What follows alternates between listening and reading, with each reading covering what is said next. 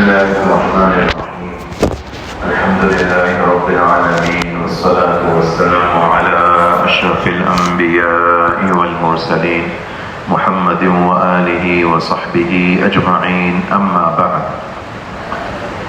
آج 19ویں تراویح ہوئی اور 22واں پارہ پڑھا گیا مکمل، سوائے آخری کے اس حصے کے جو سورہ یاسین کا ہے. سورہ یاسین کل 23ویں پارے کے ساتھ انشاءاللہ پڑھی جائے گی.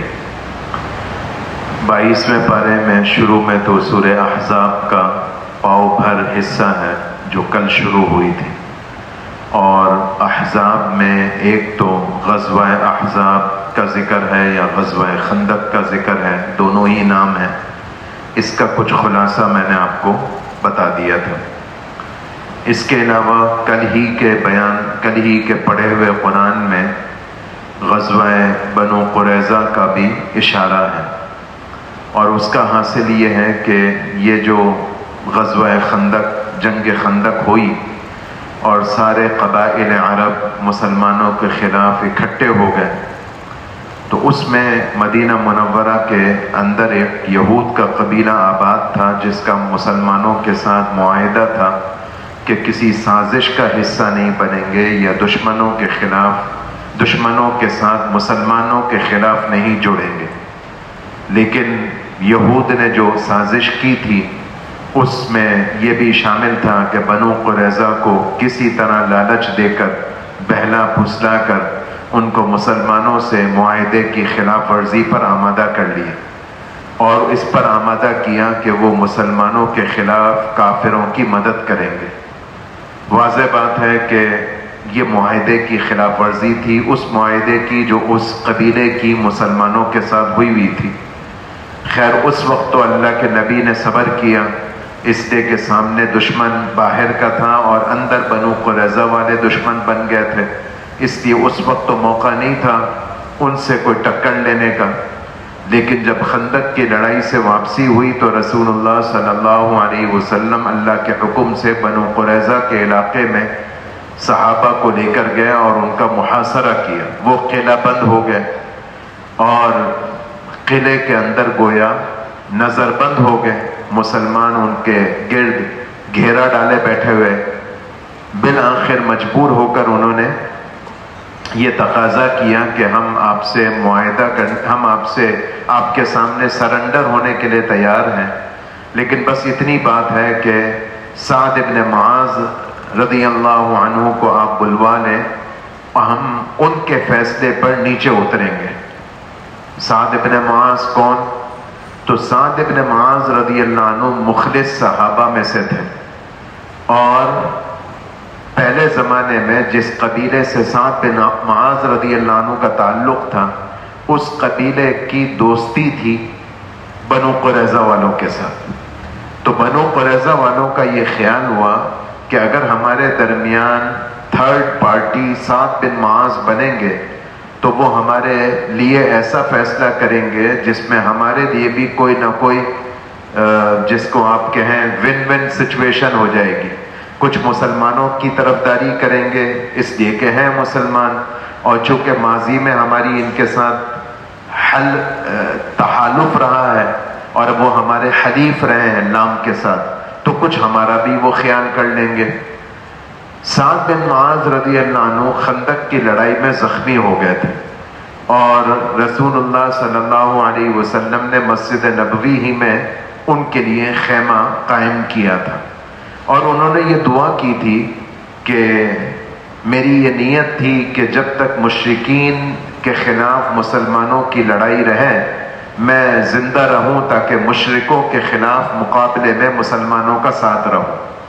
اب اے اللہ اگر ایسا ہے کہ آپ کے علم میں مسلمانوں کی لڑائیاں مشرکوں کے خلاف ختم ہو چکی ہیں تو پھر مجھے زندہ رہنے کی کوئی تمنا نہیں، پھر مجھے بے شک اپنے پاس بلا لیں. یہ ان کے دل کی دعا تھی، اور یہ بیمار حالت میں مسجد نبوی میں تھے. بنو قریظہ والوں نے جب یہ تقاضا کیا تو رسول اللہ صلی اللہ علیہ وسلم نے ان کی طرف درخواست بھیجی کہ آپ مہربانی کر کے تشریف لے آئیں، اس لیے کہ یہ قبیلے والے آپ سے فیصلہ کرانا چاہتے ہیں. یہ بیچارے زخمی حالت میں تشریف لے آئے اور قبیلے والوں نے ان کو دیکھ کر درخواست کرنا شروع کی کہ آپ ہمارے لیے نرمی کا فیصلہ کریں. لیکن وہاں تو صورت دوسری تھی. وہ کیا صورت تھی؟ صحابہ رضی اللہ عنہم کے تعلقات، یہ سمجھیے گا، یہ آگے بھی بات آئے گی، اللہ کرے یاد رہے تو یہ بات دوبارہ بھی عرض کروں گا. پہلی دفعہ شاید یہ مضمون آیا ہے تو آگے بھی عرض کروں گا، ابھی بھی تھوڑا سا سنا دیتا ہوں. صحابہ رضی اللہ عنہم کے تعلقات کی جو بنیادیں تھیں وہ بس ایک ہی تھی، اللہ، اس کا رسول، اس کا دین. بس باقی ہماری رشتہ داریاں، ہماری دوستیاں، ہمارا کاروباری تعلق، وہ سب پیچھے. اصل تو اللہ، اللہ کا رسول، اللہ کا دین. اس کے مقابلے میں جو چیز آئے گی ہم اس کی رعایت نہیں کریں گے. تو سعد بن معاذ رضی اللہ عنہ نے جو فیصلہ کیا وہ تھا جو اللہ اور اس کے رسول کی منشا تھی، اور وہ فیصلہ وہ نہ تھا جو بنو قریظہ والے جس کے لیے پر امید تھے. اور پھر اللہ کی شان ایسی ہوئی کہ فیصلہ کر کے سعد بن معاذ رضی اللہ عنہ واپس لوٹے مسجد نبوی، اور ان کا وہ زخم دوبارہ ہرا ہو گیا، اور اسی حالت میں وہ بیچارے وفات پا گئے. تو بہرحال بنو قریظہ کا یہاں پر ذکر ہوا. پھر اسی صورت میں جہاں سے آج تلاوت شروع ہوئی، 21ویں پارے کا آخری رکوع اور 22ویں پارے کی ابتدا، اس میں ازواج مطہرات سے متعلق ایک قصے کا ذکر ہے. قصے کا پس منظر یہ ہے کہ ایک موقع ایسا آیا رسول اللہ صلی اللہ علیہ وسلم کی گھریلو زندگی میں کہ ازواج مطہرات نے حضور علیہ السلام سے خرچے میں اضافے کا تقاضا کیا، جیب خرچ میں اضافے کا تقاضا کیا. اور یہ اس لیے ہوا کہ مدینہ منورہ کا ماحول انہوں نے دیکھا تو ان کے دل میں بھی یہ بات آئی کہ ہمارے لیے بھی کچھ راحت اور فراوانی اور وسعت ہونی چاہیے. تو اس واسطے رسول اللہ صلی اللہ علیہ وسلم سے انہوں نے خرچے کے بڑھانے کا تقاضا کیا.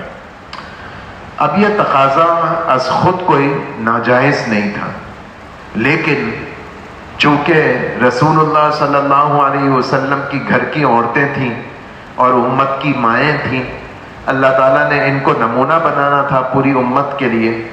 تو اللہ تعالیٰ کو ان مبارک عورتوں سے یہ بات اچھی نہیں لگی کہ تم اللہ کے نبی سے دنیا کا مطالبہ کرو. تو اللہ تعالیٰ نے آیتیں نازل کی جس میں ان عورتوں کو، یعنی ازواج مطہرات کو، امہات المؤمنین رضی اللہ عنہن کو یہ کہا گیا کہ آج فیصلہ کر لو کہ تمہیں دنیا چاہیے یا نبی کی زوجیت پر تم خوش ہو. اگر تمہیں دنیا چاہیے تو پھر بے شک ہم تمہیں رخصت کر دیتے ہیں، اور اگر تم نبی کی زوجیت پر خوش ہو تو یہ قربانی تمہیں گوارا کرنی پڑے گی. واضح بات ہے وہاں دل میں تو کوئی دنیا طلبی نہیں تھی، تو یہ ساری ازواج مطہرات بخوشی اس پر راضی ہو گئیں کہ ہمیں دنیا نہیں چاہیے، ہمیں تو اللہ کے نبی کی زوجیت میں رہنا، اس کو ہم سعادت سمجھتے ہیں. اور ہم تو یہ بھی چاہتے ہیں کہ جیسے دنیا میں اللہ کے نبی کی ازواج ہم کہلاتی ہیں، آخرت میں بھی ہم ایسے ہی کہلائیں. یہ قصہ رونما ہوا. اس قصے کے دو زاویے ہو سکتے ہیں، یہ ذرا توجہ سے سنیے گا. اس قصے کے دو زاویے ہو سکتے ہیں. ایک زاویہ یہ ہے کہ میں اور آپ یہ قصہ سن کر اور عورتیں یہ قصہ سن کر یہ سوچیں کہ اچھا دیکھیں، ازواج مطہرات نے بھی تو اللہ کے نبی سے مال کا، دنیا کا، خرچے میں اضافے کا، پاکٹ منی میں اضافے کا تقاضا کیا، تو اگر ہم بھی کریں تو ٹھیک ہے، اس میں کیا حرج کی بات ہے. ایک اپروچ اس قصے کو سمجھنے کی یہ ہو سکتی، لیکن یہ درست نہیں ہے، بلکہ اس قصے کا اصل زاویہ دوسرا ہے، اپروچ دوسری ہے. وہ کیا ہے وہ میں بعد میں بتاؤں گا. اس سے پہلے ایک اصولی بات سمجھیں. وہ اصولی بات یہ ہے کہ یہ بات پہلے گزر چکی ہے میرا خیال ہے ایک سے زیادہ مرتبہ گزری ہے کہ کافروں کا ایک اشکال رسول اللہ صلی اللہ علیہ وسلم کی نبوت پر یہ تھا کہ یہ کیسے نبی ہیں جو کہ انسان بھی ہیں. پرسوں بھی یہ بات آئی تھی، فرقان میں بھی یہ مضمون ہے کہ کافر لوگ یہ اعتراض کرتے تھے ما لہذا الرسول یأکل الطعام ویمشی فی الاسواق، یہ کیسا نبی ہے، ہماری طرح کھانا کھاتا ہے، بازار میں نظر آتا ہے، شادی کرتا ہے، اس کے بچے ہوتے ہیں. تو گویا انہوں نے یہ سمجھا کہ نبوت کا تقاضا یہ ہے کہ نبی کوئی نرالی مخلوق ہوگی، اور اللہ کی منشا یہ تھی کہ نبی تو ہم نے تمہارے لیے نمونہ بنایا ہے. نمونہ تو نبی اسی وقت بنے گا جب نبی تمہاری جنس میں سے ہوگا. تم کون ہو؟ تم انسان ہو، تو نبی بھی انسان ہونا چاہیے. سورہ انعام میں یہ بات ہے کہ اگر روئے زمین پر فرشتے بستے ہوتے تو ان کی طرف نبی بھی فرشتہ آتا، لیکن چونکہ روئے زمین پر انسان بستے ہیں تو ان کی طرف نبی بھی انسان آیا. ایک بات پھر رسول اللہ صلی اللہ علیہ وسلم کے ساتھ اللہ نے جو جماعت جوڑی جس کو ہم صحابہ کی جماعت کہتے ہیں، تو اللہ کے نبی کی جو یہ صحبت یافتہ جماعت تھی یہ بھی بشری تقاضوں کے حامل تھے. یہ روبوٹ نہیں تھے، پلاسٹک کے نہیں تھے، ان کے فطری بشری تقاضے اور جذبات تھے، اور وہ تقاضے اور جذبات ظاہر بھی ہوئے. یہ اس لیے ہوئے کہ میرے آپ کے لیے نمونہ بنے. تو اب مقصد کی بات کی طرف آئیں. میں کہہ رہا ہوں اس ازواج مطہرات کے اس قصے کا ایک زاویہ دوسرا ہے، یا اس قصے کو سمجھنے کی ایک اپروچ اور ہے. وہ یہ ہے کہ ہمیں یہ اصول سکھایا گیا، ہماری عورتوں کو یہ سکھایا گیا کہ دیکھو تم ممکن ہے کہ تمہارے شوہر دیگر تمہاری سہیلیوں کے شوہر کے بنسبت کچھ تنگ دست ہوں. تمہاری زندگی تمہاری دیگر بہنوں، تمہاری نندوں، تمہاری بھابھیوں، تمہاری اور تعلق والیوں کی زندگی سے مختلف ہو.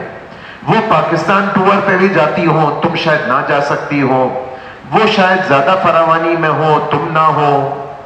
تو اب کیا کرو گی؟ تم یہ کرو گی کہ شوہر سے لڑائی کرو گی، گھر کو اجاڑ دو گی، تقاضے کرو گی، ناراض ہو کر میکے میں بیٹھ جاؤ گی. تو یہ کیا بات ہوئی؟ تم تو یہ طے کرو کہ تم دنیا والی ہو یا آخرت والی ہو. تو ازواج مطہرات کے اس قصے سے دیکھیں بعض دفعہ قصہ رونما کرایا جاتا ہے تاکہ نمونہ بنے امت کے لیے. تو گویا یوں سمجھیے کہ اللہ نے یہ قصہ ازواج مطہرات کے ذریعے رونما کرایا تاکہ میرے آپ کے لیے نمونہ بنے. ہماری بیویاں امہات المؤمنین نہیں ہیں، ہماری بیوی ازواج مطہرات نہیں ہیں، لیکن ہماری بیویاں مسلمان تو ہیں اور ان کا بھی عقیدہ آخرت پر ہے. تو یہ بتایا کہ اے مسلمان مرد اور اے مسلمان عورت، تمہاری زندگی گزارنے کی جو بنیاد ہو وہ آخرت ہونی چاہیے. جب آخرت بنیاد ہوگی تو اس میں تمہاری زندگی میں دنیا کی جو تھوڑی کمی سامنے آئے گی تو آخرت کی بنیاد پر تم اس کو گوارا کر لینا، اس کو برداشت کر لینا. یہ اصولی بات سمجھنے کی ہے، اور اس واسطے سمجھنے کی ہے کہ ہمارے دل میں خدا نہ خواستہ کوئی بے ادبی نہ آ جائے. پھر اسی صورت میں ایک آیت ایسی ہے جس میں اللہ تعالیٰ نے مردوں کے ساتھ، مردوں کی صفات کے ساتھ مسلمان عورتوں کی صفات کا بھی ذکر کیا. یعنی یہ بتایا کہ مسلم مرد ہو، مسلم عورت ہو، ایمان والا مرد ہو، ایمان والی عورت ہو، فرما بردار مرد ہو، فرما بردار عورت ہو، صبر کرنے والا مرد ہو، صبر کرنے والی عورت ہو، سچ بولنے والا مرد ہو، سچ بولنے والی عورت ہو، اللہ کے راستے میں خرچ کرنے والا مرد ہو، اللہ کے راستے میں خرچ کرنے والی عورت ہو، اپنا عفت اور پاک دامنی اختیار کرنے والا مرد ہو یا پاک دامنی اختیار کرنے والی عورت ہو، اللہ کا ذکر کرنے والا مرد ہو، اللہ کا ذکر کرنے والی عورت ہو، سب کے لیے میں نے جنت تیار کی. اس جملے کا کیا مطلب ہے؟ یہ ایک ہی آیت ہے، ان المسلمین والمسلمات والمؤمنین والمؤمنات والی. کیا مطلب ہے اس آیت کا؟ اب اس کو آپ اسی ازواج مطہرات والے قصے کے ہی تناظر اور کانٹیکسٹ میں سمجھ لیں. میں آپ کو ایک قصہ سناتا ہوں، یعنی اس کا پس منظر سناتا ہوں، جس سے آپ کو یہ سمجھ میں آئے گا کہ وہاں اپروچ کیا تھی. بعض روایات میں اسما بنت عمیس ان کا قصہ ہے، اور بعض اور عورتوں کا قصہ ہے کہ رسول اللہ صلی اللہ علیہ وسلم کی خدمت میں آئی. اے اللہ کے رسول، قرآن میں تو صرف مردوں کا ذکر ہے، ہم عورتوں کا تو کوئی تذکرہ ہی نہیں. ایک قصہ. ایک اور قصہ جو اس سے متعلق نہیں ہے لیکن اپروچ سمجھانے کے لیے بتا رہا ہوں کہ عورتیں آئیں اللہ کے نبی کے پاس اور کہنے لگی، اے اللہ کے رسول، مرد مسجد میں جماعت کی نماز میں حاضر ہوتے ہیں، ہم تو گھر میں پڑھتے ہیں. اس سے ثابت ہوا کہ اس زمانے میں بھی غالب اور رجحان یہی تھا کہ عورتیں گھر میں نماز پڑھتی تھی. خیر، اے اللہ کے رسول، مرد تو جماعت کی نماز میں حاضر ہوتے ہیں، ہم تو گھر میں پڑھتی ہیں. مرد مریضوں کی عیادت کرتے ہیں، ہم تو یہ کام بھی نہیں کر سکتے. مرد جنازے میں شریک ہوتے ہیں، قبرستان جاتے ہیں، ہم تو یہ نیکی بھی نہیں کر سکتے. مرد جہاد میں جاتے ہیں، ہم یہ بھی نہیں کر سکتے. تو ہماری جنت کے مزے تو مرد لے اڑیں گے. آپ میری بات سمجھ رہے ہیں؟ میں کیا بتانا چاہ رہا ہوں؟ سوال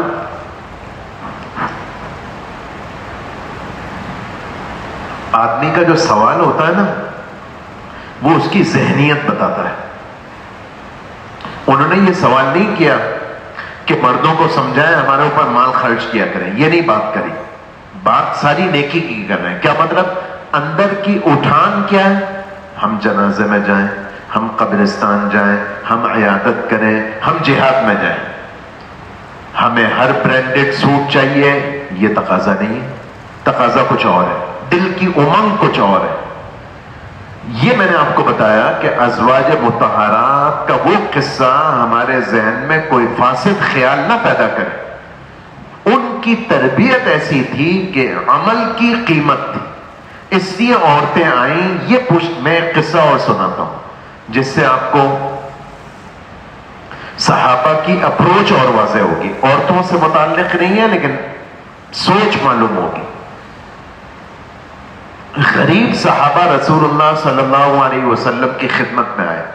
اے اللہ کے رسول، یہ مالداروں کے بڑے مزے ہیں، زکوٰۃ دیتے ہیں، صدقہ فطر دیتے ہیں، خوب نفلی خرچ کرتے ہیں، حج کرتے ہیں، آپ کے ماحول میں کہہ رہا ہوں عمرہ کرتے ہیں، فلان، یعنی وہ نیکیاں گنوائیں جو مالدار کر سکتے ہیں. ہم تو اے اللہ کے رسول، اللہ نے ہمیں غریب بنایا، یہ نیکیاں ہم کرتے ہی نہیں، تو جنت انہی کی ہوئی. ان کا جملہ یہ ہے، ذهب اہل الدثور بالجنہ. اے اللہ کے رسول، یہ مالداروں کے تو بڑے مزے ہیں. کیا مزے ہیں؟ کیا احساس کمتری ہے؟ ان کی بڑی گاڑیاں ہیں، ہماری نہیں ہیں، یہ سوچ ہے؟ نہیں. اے اللہ کے رسول، یہ تو دیکھیں کیسی نیکیاں کرتے ہیں، ہم تو یہ نیکیاں کر ہی نہیں سکتے. اب اللہ کے نبی نے جواب دیا، اچھا میں تمہیں ایک عمل بتاؤں، تم یہ شروع کر دو تو تمہیں بغیر مال خرچ کیے مالداروں جتنی جنت مل جائے گی. ہاں ضرور بتائیے. ہر نماز کے بعد 33 مرتبہ سبحان اللہ، 33 مرتبہ الحمدللہ، 34 مرتبہ اللہ اکبر پڑھ لیا کرو، تمہارے مزے ہو گئے. غریب صحابہ بڑے خوش ہو گئے، عمل کرنے لگے. اب تصویر کا دوسرا رخ جس سے آپ کو وہاں کی عمومی فضا سمجھ میں آئے گی. مالداروں نے کہا، یہ آج کل غریب لوگ نماز کے بعد کچھ بیٹھے پڑھ رہے ہوتے ہیں، یہ کیا پڑھ رہے ہوتے ہیں، یہ معلوم کرو. اے اللہ کے رسول، یہ غریب لوگ آج کل کوئی نیا کام کر رہے ہیں، ہمیں بھی بتائیے. اللہ کے نبی نے کہا، وہ یہ پڑھ رہے ہیں. اب مالدار لوگوں نے بھی پڑھنا شروع کر دیا. اب تیسرا رخ تصویر کا، غریب صحابہ پھر حضور کے پاس آ گئے. اے اللہ کے رسول، یہ عمل تو لیک ہو گیا، اور یہ عمل تو مالداروں کو بھی پتہ چل گیا اور وہ بھی یہ کرنے لگ گئے. تو اللہ کے نبی نے کہا بھائی یہ تو اب دیکھو نا, جو عمل کرے گا وہ آگے بڑھ جائے گا. ذالک فضل اللہ یؤتیہ من یشاء. آپ کو سمجھ میں آئی میں کیا بتانا چاہ رہا ہوں؟ وہاں سوچ کا رخ کیا تھا. اب اس تناظر میں یہ آیت سمجھے, ان المسلمین والمسلمات والمؤمنین والمؤمنات. عورتوں نے کہا ہمارا تو کوئی تذکرہ ہی نہیں, ہمیں تو کوئی گھاس ہی نہیں ڈالتا, ہمارا تو کوئی تذکرہ ہی نہیں. قرآن نے کہا کیوں دل چھوٹا کرتی ہو, تمہارا کیوں نہیں تذکرہ؟ چلو آج ہم تمہارا بھی تذکرہ کر دیتے. نام نہیں لیتے تمہارا, لیکن یہ کام مرد کرے تو, یہ کام عورتیں کرے تو تمہیں مغفرت بھی ملے گی, تمہیں میری طرف سے بڑا اجر ملے گا. تم دل چھوٹا نہیں کرو, تمہارے لیے بھی جنت جیسے مردوں کے لیے. یہ ہے اس آیت کا مطلب. پھر اس کے ذیل میں مفسرین نے یہ بھی لکھا کہ عورتوں کو یہ بھی سمجھانا تھا, یہ بات سمجھنے کی ہے, پردے کی بات ہے. پردے سے مراد لغوی پردہ. قرآن نے پورے قرآن میں کسی عورت کا نام نہیں لیا گیا. فلاں کی بیوی, فلاں کی بیٹی, فلاں کی بیوی, فلاں کی بیٹی, نام نہیں لیا سوائے عیسیٰ علیہ السلام کی ماں مریم کے. وہ ایک چونکہ خصوصی نوعیت کی خاتون تھی, اس کے نام لینا ضروری تھا, وہ پہلے بات ہو چکی. اس کے علاوہ قرآن نے ذکر ہی نہیں کیا. گویا مردوں کو بھی سمجھایا کہ دوستوں کے سامنے بیویوں کے نام نہ لیا کرو, یہ پردے کی چیز ہے. نکاح کی بات اور ہے, وہ تو ایک دستاویز ہے, وہاں تو نکاح ہوا, دلہن کا نام لے گا, وہ ایک جدا بات ہے. شناختی کارڈ بننا جدا بات ہے, پاسپورٹ بننا جدا بات ہے. باقی عورتوں کا نام پردے میں رکھنے کی چیز ہے. جب نام پردے میں رکھنے کی چیز ہے تو عورتوں کی ذات وہ بھی پردے میں رکھنے کی چیز ہے, جیسے کہ آگے آ رہا ہے. پھر آگے 22ویں پارے میں ایک مضمون ہے جو احزاب کی ابتدا میں بھی ہے. وہ یہ ہے کہ ابتدائے اسلام میں لے پالک بیٹا, گود لیا ہوا بیٹا, ایڈاپٹڈ بچہ, اس کو حقیقی بچہ سمجھا جاتا تھا. کچھ عرصے بعد اسلام نے یہ کہا, احزاب کی ابتدا میں یہ بات ہے جو کل قرآن پڑھا گیا تھا, کہ یہ تم گود لو کسی بچے کو, لے لو چلو, لیکن یہ تمہارا حقیقی بیٹا نہیں. جب حقیقی بیٹا نہیں تو تمہاری بیوی اس کی حقیقی ماں نہیں. جب حقیقی ماں نہیں تو پردہ کرنا پڑے گا. جب یہ تمہارا حقیقی بیٹا نہیں تو تمہاری موت کے بعد اس کو وراثت میں حصہ نہیں ملے گا, وغیرہ وغیرہ. یہ اصولی بات واضح کر دی. اب ایسا ہوا کہ ایک شخص تھے زید بن حارثہ رضی اللہ عنہ, جو رسول اللہ صلی اللہ علیہ وسلم کی خدمت میں کہیں دور, لمبا قصہ ہے, میں مغز کی بات, ابھی جو مطلب کی بات ہے وہ عرض کر دیتا ہوں. رسول اللہ صلی اللہ علیہ وسلم کے پاس کہیں بکتے بکاتے بیچارے پہنچ گئے تھے اور اللہ کے نبی پر ایمان لے آئے تھے. ان کے قبیلے کے لوگ ان کو ڈھونڈتے ڈھانڈتے آئے کہ بھئی ہمارے حوالے کرو, یہ ہمارا بچہ ہے. آپ نے کہاں اس کو رکھ لیا؟ اللہ کے نبی نے کہا میں نے رکھ تھوڑی لیا, میں نے اغوا تھوڑی کیا, لے جاؤ اپنے بچے کو, یہ تو میرے اوپر ایمان لایا, میرے ساتھ جڑ گیا تو میں نے جوڑ لیا, باقی مجھے کیا پتا اس کا آبائی علاقہ کون ہے, تم لے جانا چاہتے ہو لے جاؤ, جاؤ بھائی تم ان کے ساتھ جاؤ. نہیں ہے اللہ کے رسول, میں تو نہیں جاتا, میں تو آپ کے ساتھ رہوں گا. یہ حضور کے ساتھ رہنا انہوں نے قبول کر لیا. رسول اللہ صلی اللہ علیہ وسلم نے بھی بہت شفقت کا معاملہ کیا ان کے ساتھ, ان کو سینے سے لگایا اور کہا آج کے بعد تم میرے بیٹے ہو. یہ محبت سے کہا. یہ محبت سے کہا ہوا جملہ اتنا عام ہوا کہ لوگوں میں چرچا ہو گیا زید بن محمد, کہ بھئی یہ تو حضور کے بیٹے ہیں. پھر جب حضور کے ساتھ رہنا انہوں نے قبول کیا, گوارا کیا, قربانی دی, تو حضور نے بھی ان کے لیے بڑی فکر کی, اور اتنی فکر کی کہ اولاد کی طرح یہ جب بڑے ہوئے تو ان کی شادی کی بھی فکر کی, اور شادی کرا دی اپنی پھپھی زاد بہن سے, زینب سے رضی اللہ عنہ. اللہ کی شان شادی ہو گئی لیکن دونوں کا نبھاؤ نہیں ہوا. اللہ کے نبی کے پاس جب معاملہ آیا اور اللہ کے نبی نے جب دیکھا کہ بھئی یہ گھر چلنے کا نہیں ہے تو مشورہ دے دیا کہ ٹھیک ہے بھئی جدائی ہو جائے. اس کے بعد ایسا ہوا کہ اللہ کی طرف سے یہ وحی کے ذریعے یہ پیغام آیا کہ یہ جو زینب جس کو طلاق ہو گئی زید سے، اس سے اے اللہ کے نبی آپ نکاح کر لیجیے. اللہ کے نبی کو تھوڑا تردد ہوا کہ لوگوں میں تو مشہور تھا کہ زینب میری گویا بہو ہے. کیوں گویا بہو ہے؟ کہ گویا میرے لے پالک بیٹے کی بیوی.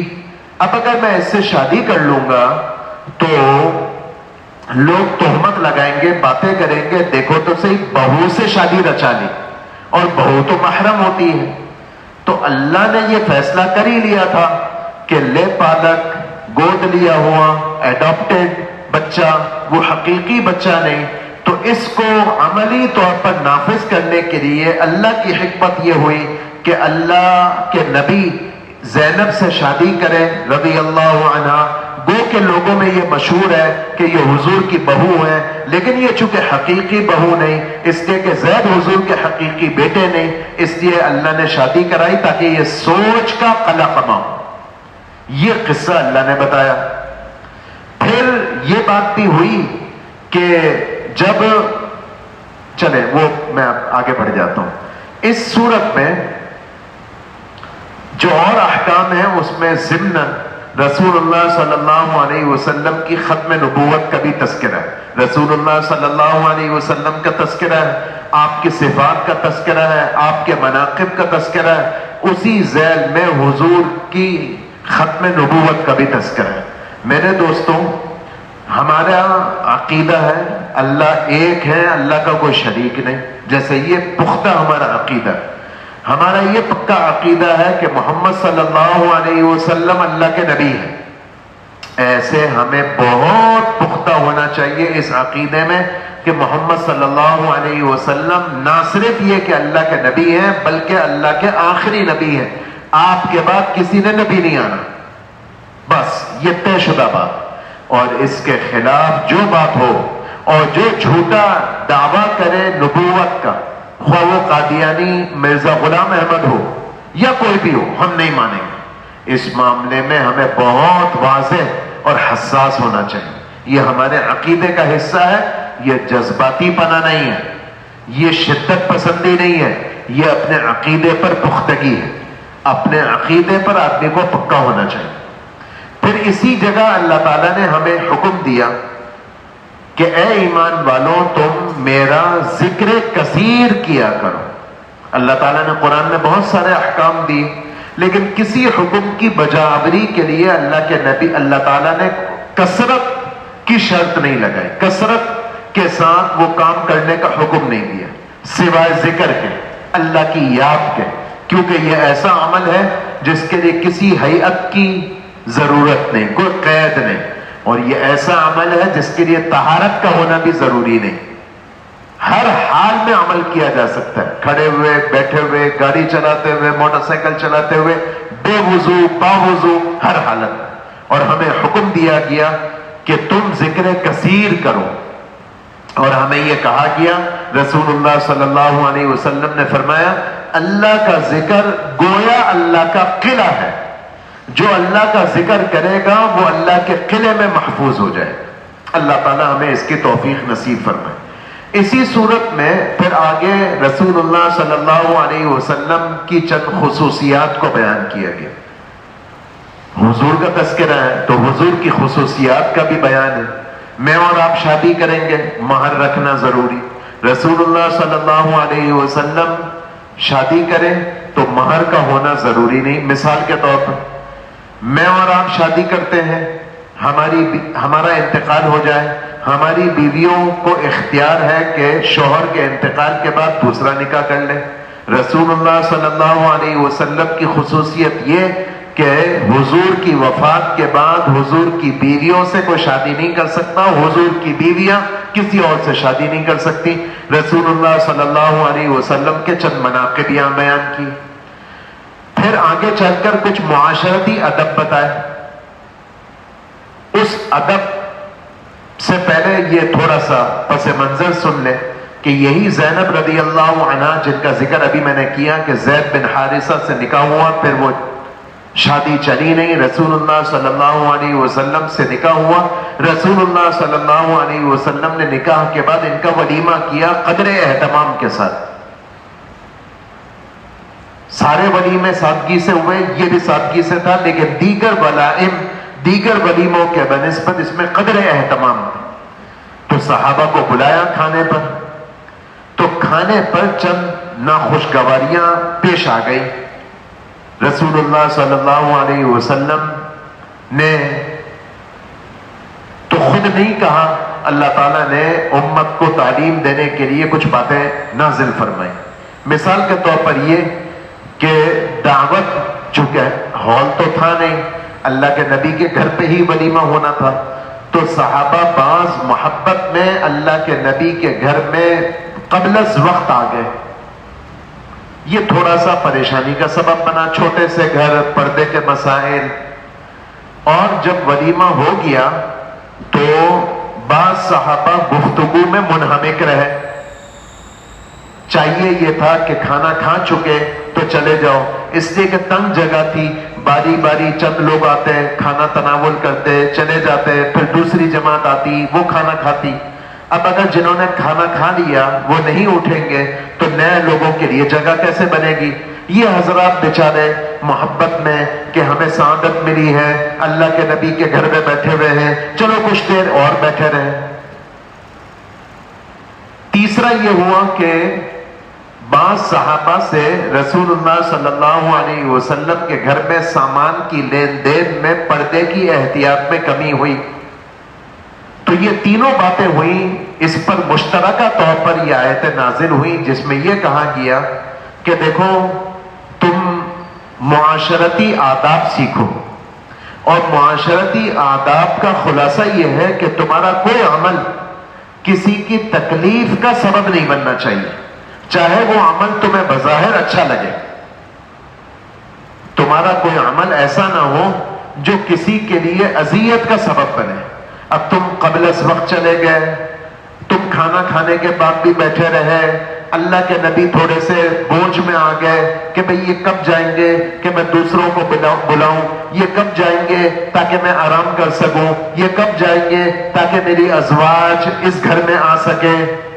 تو یہ تمہارا عمل ایسا تھا جو اللہ کے نبی کے لیے قدر تکلیف دیتا، تو یہ تمہارے لیے مناسب نہیں. پھر یہاں اسی صورت میں چونکہ رسول اللہ صلی اللہ علیہ وسلم کا تذکرہ چل رہا ہے تو اسی تناظر میں حضور کا ایک حق امت کو دیا کہ اے امت محمدیہ، تمہارے ذمے ہے کہ تم اللہ کے نبی کے لیے اللہ تعالیٰ سے رحمت کی دعا کرتے رہو، جس کو ہم سادہ زبان میں درود شریف پڑھنا کہتے ہیں. تمہارے نبی کے تم پر بڑے احسانات ہیں، جیسے تم ماں باپ کے احسانات سمجھتے ہو اور یہ سمجھتے ہو کہ ہم ماں باپ کے احسانات کو چکا نہیں سکتے، تو تم اسی طرح ماں باپ کے احسانات تم پر کم ہیں، تمہارے نبی کے تم پر احسانات زیادہ ہیں، اور تم ان احسانات کا بدلہ نہیں چکا سکتے. کچھ گزارا یہ کر سکتے ہو کہ تم اللہ کے نبی کے لیے اللہ تعالیٰ سے رحمت کی دعا کرو. اس سے کیا ہوگا؟ اللہ تعالیٰ کی رحمتیں تمہارے نبی پر اتریں گی. اللہ کی رحمتیں تو تمہارے نبی پر ویسے بھی اتریں گی، لیکن جو تم اللہ کے نبی کے لیے دعا کرو گے درود کی صورت میں، اس سے تمہارا بھلا ہو جائے گا اور تم پر رحمتیں آئیں گی. اور تم یہ عمل کیوں نہ کرو اے ایمان والوں، جبکہ یہ وہ عمل ہے جو اللہ بھی کرتے ہیں، اللہ کے فرشتے بھی کرتے ہیں. تو اے مسلمانوں، تمہاری کتنی سعادت کہ تمہیں وہ عمل کرنے کو کہا جا رہا ہے جس عمل میں اللہ اور اس کے فرشتے بھی کرنے والے شرکت کرنے والے. اس لیے ہمیں ایک مبارک عمل دیا گیا درود شریف کا. اللہ تعالی ہمیں اس کی توفیق دے. ایک روایت سناتا ہوں. ایک صحابی حاضر خدمت ہوئے اور عرض کیا کہ اے اللہ کے رسول، میں نے یہ سوچا ہے، مضمون سنا رہا ہوں، میں نے یہ سوچا ہے کہ جو میں فرائض کے علاوہ انفرادی نفلی اعمال کرتا ہوں، ان نفلی اعمال میں ایک چوتھائی حصہ میں آپ کے درود کے لیے وقف کر دوں. میں نے جو اعمال سوچے ہیں، میں مثال کے طور پر، ان کے تو یہ الفاظ نہیں ہے، سمجھانے کے لیے کہہ رہا ہوں کہ 24 گھنٹے میں نے سوچا ہے کہ 2 گھنٹے نفلی اعمال کروں گا، انفرادی اعمال کروں گا۔ اب ان 2 گھنٹوں میں کیا کیا عمل کروں گا، تو میں یہ سوچ رہا ہوں کہ چوتھائی یعنی آدھا گھنٹہ تو دے دوں گا درود شریف کے لیے۔ تو یہ میری سوچ ٹھیک ہے؟ تو اللہ کے نبی نے ارشاد فرمایا مناسب ہے، اس کو بڑھا لو تو اور اچھا ہے۔ تو اے اللہ کے رسول پھر میں ایسا کرتا ہوں کہ جتنے میں نے وقت سوچا ہے انفرادی اعمال کے لیے، تو 1/3 وقت میں درود کے لیے مختص کر دیتا ہوں۔ بہت اچھی بات ہے، لیکن بڑھا لو تو کیا ہی کہنے۔ تو انہوں نے عرض کیا کہ پھر میں ایسا کرتا ہوں کہ 2/3 وقت اس کے لیے طے کر دیتا ہوں۔ بہت اچھی بات ہے، لیکن بڑھا لو تو کیا ہی کہنے۔ تو اللہ کے نبی انہوں نے عرض کیا پھر اے اللہ کے رسول ایسا کرتا ہوں کہ میں سارے اعمال کی جگہ وہ سارا وقت مختص کر دیتا ہوں، ڈیڈیکیٹ کر دیتا ہوں درود شریف کے لیے۔ تو اللہ کے نبی نے پتہ کیا کہا؟ اذن یکفا ہمک ویغفر ذنبک۔ یہ تم نے بہت اچھا سوچا، جب تم ایسا کرو گے نا تو تمہارے سارے گناہ معاف ہو جائیں گے اور اللہ تمہیں ساری فکروں اور پریشانیوں سے نجات دے دے۔ یہ درود شریف کا ایک فائدہ میں نے آپ کو بتا دیا۔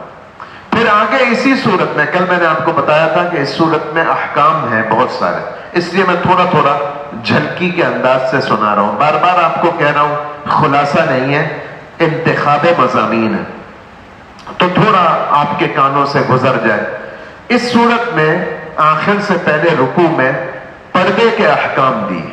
اے ایمان والوں، اے ایمان والی مسلمان عورتوں، ازواج مطہرات بھی، نبی کی بیٹیاں بھی اور عام عورتیں بھی، اپنے اوپر چادر ڈالو، پردے میں رہو، اپنے آپ کو چھپا لو۔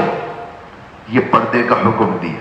اللہ تعالیٰ اپنے فضل سے پردے کو زندہ کر دے ہماری عورتوں میں، اور اللہ تعالیٰ اپنے کرم سے ہماری عورتوں کو اس سلسلے میں غلط فہمیوں سے نجات نصیب فرمائے، اور اللہ تعالیٰ ایسے فتنوں سے بچائے جو فتنے ہماری عورتوں کو اس وسوسے میں ڈالتے ہیں کہ پردہ کرنا عورتوں کے لیے کوئی ضروری نہیں۔ بالکل ضروری ہے، قرآن نے کہا ہے، آپ پڑھ لیجئے اس آیت کی تفسیر، میں تو صرف جھلکی سنا رہا ہوں۔ یہ سورہ احزاب کے مضامین تھوڑے زیادہ ہو گئے، لیکن میں نے تو بہت مختصراً سنایا، اللہ تعالیٰ اپنے کرم سے ہمیں سمجھ نصیب فرمائے۔ آگے 2 صورتیں آج پڑھی گئی، سبا اور فاطر۔ سبا ایک قوم کا نام ہے، یمن کے علاقے میں آباد تھی، اس صورت میں ان کا ذکر ہے، اور اسی صورت میں حضرت داؤد اور سلیمان علیہ السلام کا بھی ذکر ہے۔ ان دونوں برگزیدہ ہستیاں، پیغمبروں کا تذکرہ پہلے بھی ہو چکا ہے، اور یہ میں بتا چکا ہوں کہ ان کو اللہ تعالیٰ نے نبوت کے ساتھ بادشاہت بھی دی اور اللہ تعالیٰ نے ان کو نرالے معجزات دی۔ جو بات یہاں سبا میں بنیادی طور پر اللہ تعالیٰ نے بتائی ہے اور گویا مقابلہ کرایا داؤد اور سلیمان علیہ السلام کا اور قوم سبا کا، وہ کس چیز میں؟ داؤد اور سلیمان کو بھی ہم نے بڑی نرالی اور انوکھی نعمتیں دی، اور سبا والوں کو بھی ہم نے بڑی نعمتیں دی۔ باغات تھے اور خوب پیداوار ان کے باغات میں ہوتی تھی۔ تفسیر عثمانی میں لکھا ہے کہ ایسی پیداوار تھی کہ باغ سے پھل توڑنے کی بھی زحمت کسی کو نہیں کرنی پڑتی تھی، بس چھلا سر پہ رکھو اور ایک کونے سے دوسرے کونے میں چلے جاؤ تو اتنے پھل گرتے تھے کہ بغیر توڑے وہ ٹوکرا بھر جائے، ایسی پیداوار۔ اب میں کیوں کہہ رہا ہوں مقابلہ؟ دونوں کو اللہ نے ایک حکم دیا، داؤد اور سلیمان علیہ السلام کو اور قوم سبا کو۔ داؤد اور سلیمان علیہ السلام کو کہا اعملوا آل داؤد شکرا، ہم نے تمہیں بڑی نعمتیں دی ہیں، بس ایک کام کرو میرے شکر گزار بن۔ اور یاد رکھنا شکر کی میرے یہاں بڑی قیمت ہے، اس لیے کہ شکر کرنے والے لوگ کم ہوتے ہیں، جو چیز مارکیٹ میں کم ہوتی ہے اس کی قیمت زیادہ ہوتی ہے۔ یہی حکم قوم سبا کو دیا، تم کچھ نہیں کرو، کلوا من رزق ربکم واشکروا لہ، نعمتوں سے فائدہ اٹھاؤ، شکر گزار بنو۔ داؤد علیہ السلام، سلیمان علیہ السلام شکر گزار بنے، قوم سبا ناشکری بنی۔ جب ناشکری بنی تو اللہ تعالیٰ نے ان سے وہ نعمتیں چھین لی۔ اللہ تعالیٰ اپنے کرم سے ہمیں بھی توفیق دے، ہم بحیثیت قوم کے ناشکرے واقع ہوئے۔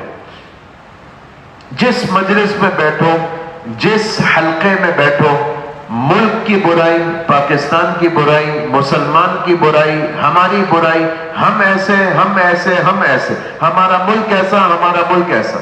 تو ایسا بھی نہیں ہے بھائی، ہمیں اللہ تعالیٰ نے بہت نعمتیں دی ہیں، ٹھیک ہے، بہت ساری پریشانیاں ہیں، بہت ساری کوتاہیاں ہیں، بہت ساری کمزوریاں ہیں، بہت ساری کمیاں ہیں، لیکن بہت ساری خوبیاں بھی ہمارے ملک کو اللہ نے دی۔ تو پھر ہر جب سے آپ دل پہ ہاتھ رکھ کے بتائیں، میں کبھی کبھار سوچتا ہوں ہم نے تو جب سے ہوش سنبھالا ہے، یہ بزرگ بتائیں تو یہی سن رہے ہیں ملک کے حالات بہت خراب ہیں بھائی، کچھ فکر کر لو۔ کبھی سنا ہے اچھے حالات؟ لیکن ملک چل رہا نہیں چل رہا؟ چلے گا انشاءاللہ۔ اچھا سوچیں، ہاں اچھا گمان رکھیں، منفی باتیں، نیگیٹو باتیں بس تباہ ہو گئے۔ کیوں تباہ ہو گئے بابا؟ اللہ نے تباہ کرنے کے لیے ملک ہمیں دیا نہیں، اللہ کا انعام ہے، شب قدر میں دیا، رمضان میں دیا، اسلام کی بنیاد پر بننے والا واحد ملک ہے، تو اللہ کی بھی تو کوئی غیرت ہے۔ تو اللہ تعالیٰ اچھا کریں گے، ہم اچھا سوچیں۔ میں اپنے بندوں کے ساتھ، حدیث قدسی، میں اپنے بندوں کے ساتھ وہ معاملہ کرتا ہوں جو بندے میرے ساتھ گمان رکھتے ہیں، ہم اچھا گمان رکھیں، اچھا کہیں، نہیں اللہ کا بہت کرم ہے، کاروبار اچھا چل رہا ہے، برا نہ بیان کریں، ناشکری نہ کریں۔ خیر، یہ اور بھی مضامین ہیں، میں اختصار کے لیے سمیٹ رہا ہوں۔ فاطر اگلی صورت ہے۔ فاطر اللہ کے ناموں میں سے اور اللہ کی صفات میں سے ایک صفت ہے۔ فاطر کا معنی ہے بنانے والا، اور وہ بنانے والا جو بلا نمونہ بنائے، کوئی اس کے سامنے کانسیپٹ نہ ہو، کوئی اس کے سامنے فوٹو نہ ہو، تصویر نہ ہو، بنا ڈالے۔ اللہ کی ذات وہ ہے جس نے پہلے انسان کو بنایا، پہلی بکری کو بنایا، پہلی گائے کو بنایا، پہلی بھینس کو بنایا، پہلے کبوتر کو بنایا، پہلی چڑیا کو بنایا۔ چلو آج تو یہ نظر آتا ہے کہ ماں نے بچے کو جنم دیا، مرغی نے انڈا دیا، انڈے سے چوزا نکلا، پہلی مرغی، پہلی بھینس، پہلی گائے، پہلا انسان، وہ کس نے بنایا؟ کائنات کس نے بنائی؟ اللہ نے بنائی۔ تو خلاصہ اس صورت کا اللہ کی قدرت، اللہ کی نشانیاں، اللہ اکیلے ہیں، اللہ کے علاوہ کوئی نہیں۔ اس لیے کہا اے لوگوں تم سب میں اللہ کے محتاج ہوں، اور میں اللہ تم میں سے کسی کا بھی محتاج نہیں ہوں۔ کچھ اور ایک دو فائدے کی باتیں ہیں، فائدے سے مراد ایک دو اضافی نقطے کی باتیں ہیں، وہ کل انشاءاللہ عرض کر دوں گا۔ آگے سورہ یاسین۔ اللہم صلی علی محمد عبدک ورسولک وصلی علی المؤمنین والمؤمنات والمسلمین والمسلمات ربنا آتنا فی الدنیا حسنہ وفی الآخرۃ حسنہ وقنا عذاب النار برحمتک یا ارحم الراحمین۔